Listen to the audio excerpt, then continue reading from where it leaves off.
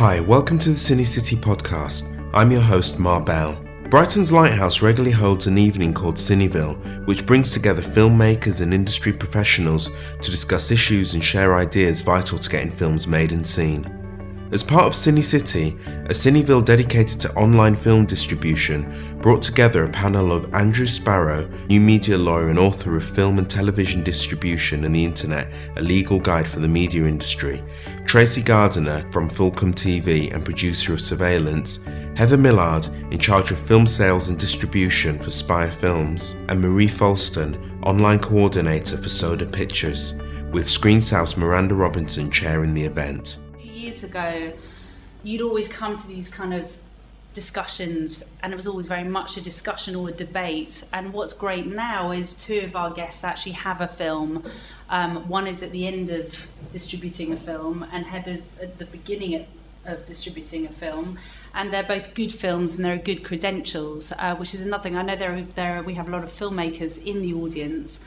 And it does make a difference to us that we believe our film is worthy of theatrical distribution. And 2 years ago, when I was showing the success stories on the web, they were kind of geeky documentaries. So as a filmmaker and a producer, I never quite knew where I fitted into the whole spectrum. So I think the debate is still continuous. I think everything is ever-changing year by year. I've just returned from the AFM, and it was the worst AFM ever for sales agents. And sales agents have literally keeled over after the AFM. It's been quite a benchmark, and very sad for sales agents. But some very big sales agents didn't sell one title. And that's up for debate. I think the best thing I overheard at the AFM was when I saw this guy. I wasn't quite sure if he was a producer or a sales agent. He got into the lift and looked like he was looking for a balcony to throw himself over, and his friend sort of went, "Oh, hi Robert, how did you feel about the festival? You're having a great time?" And he just went, "This has just got to be the worst festival I've ever been at." And everything is just, you're watching everything change this year. It's all gone, all the old establishment. And she kind of went, "Well, what do you mean?" And he said, because this industry is due for a very, very big shake-up. The audience are now finding their films they want to watch. And there's a massive shake-up from people no longer wanting to go to cinemas. And the idea, I think the core idea of self-distribution is that audiences can find their films, and films can therefore find their audiences across the web. And that's an incredibly different business model from everything we've all been used to. So we're very delighted with our panel. Thank you all so much, and it's a lovely sort of an array of everybody who is associated with it. Andrew, can I just ask you to comment on how you things are today? I'm a lawyer, commercial lawyer, and I've been so for 20 years, but for the last 14 years really focused on the internet, right from the very beginning of its sort of commercial use. It was always clear the internet was going to have fantastic potential in any kind of commercial setting, and in terms of moving content as well. I actually think it's fascinating. I love the technology. It is incredibly disruptive. It was incredibly disruptive with the music industry. It is now for film and television. But you can't stop it. You can't disinvent the internet. It's not going away.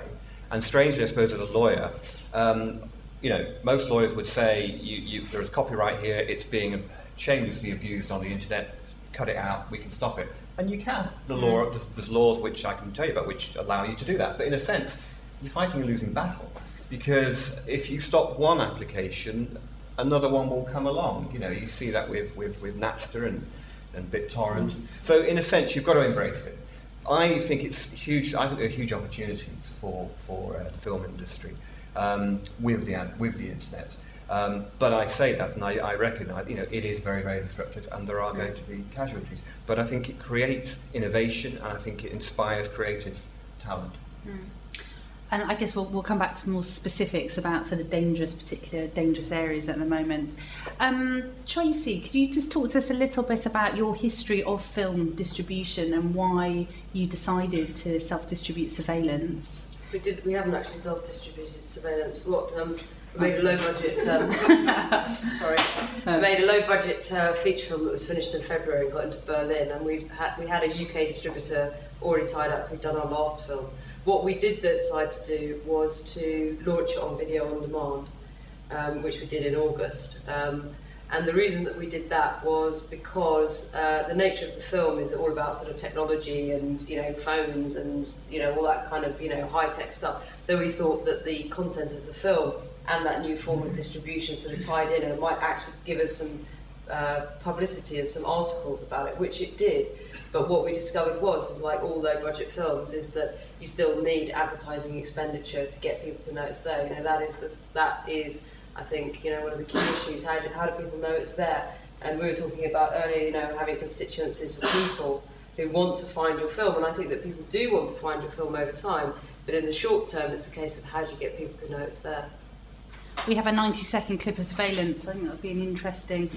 But, sorry, setting up your own video on demand, that is self-distribution, isn't it? Well, I did it with a distributor, I didn't do it. I see, okay. I mean, we've got a distributor here and one in the States. Right, okay. And who's the distributor? Piccadilly Pictures. Right.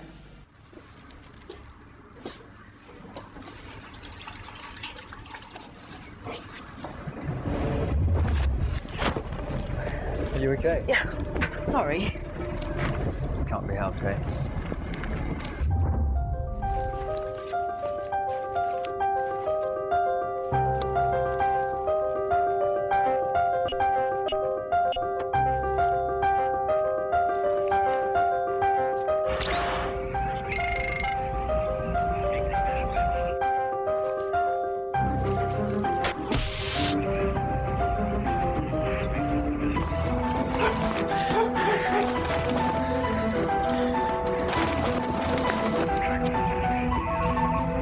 Pick up on a target, getting on a train at, I don't know, Glasgow, and track them all the way down to a shop in Oxford Street.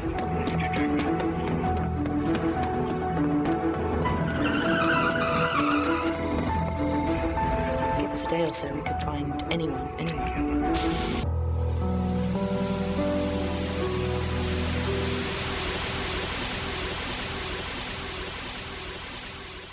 So what was the budget of surveillance? It was £140,000 of cash and £150,000 worth of deferments, so $300,000. From private investors? We did an EIS scheme, a tax break scheme. We have one of our investors here tonight. All right. So you made the film. Can you just talk us through the distribution of it, the plan? Well, we had our UK distributor early on because he'd done our previous film and we knew he was honest, and that's always a good thing in a distributor.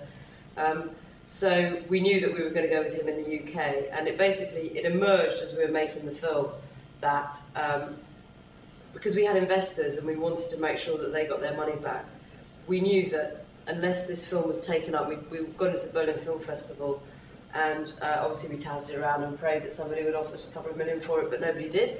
So we basically decided that commercially we weren't going to do a theatric, we weren't going to do a 35mm print, and we weren't going to do a theatric because our experience on the previous film had been that it racks up such huge costs that we as producers never saw any money.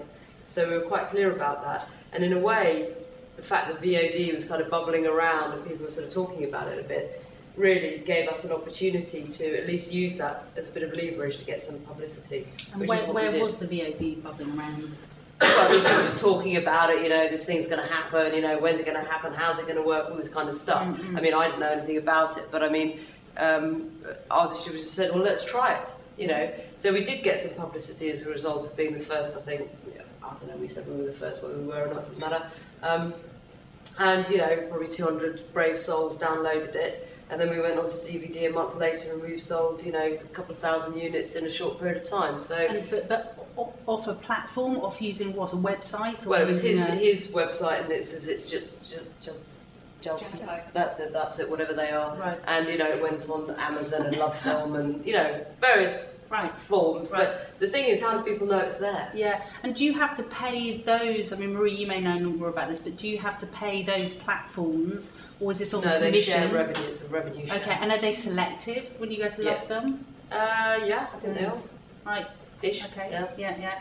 I mean, they're all looking for product. I think. I don't know how selective they are. Okay.